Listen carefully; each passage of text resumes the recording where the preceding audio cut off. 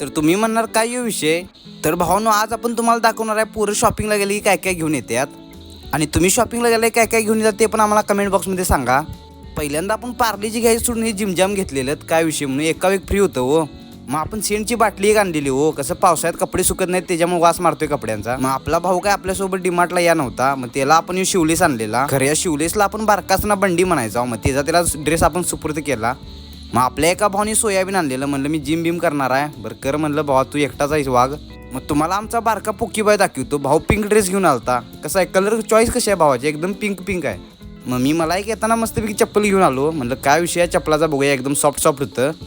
मग आपल्या पोकी बॉयनं परत आणलेला साबणाचा खोका, तो पण पिंक कलरचा आणलेला. आईला काय म्हणलेला पिंक कवर आवडतोय काय माहित. मग कोण वाघ होता काय की यानं डायरेक्ट टूथब्रश आणलेला. काय माहित किती दिवस झाला दात घासा नव्हतं भावान. मग आपल्या भावाने चॉकलेट बाय व्हायचं होतं म्हणून डायरेक्ट भावान ब्लॅक ड्रेस घेतलेला, तो पण 99 रुपयेचा.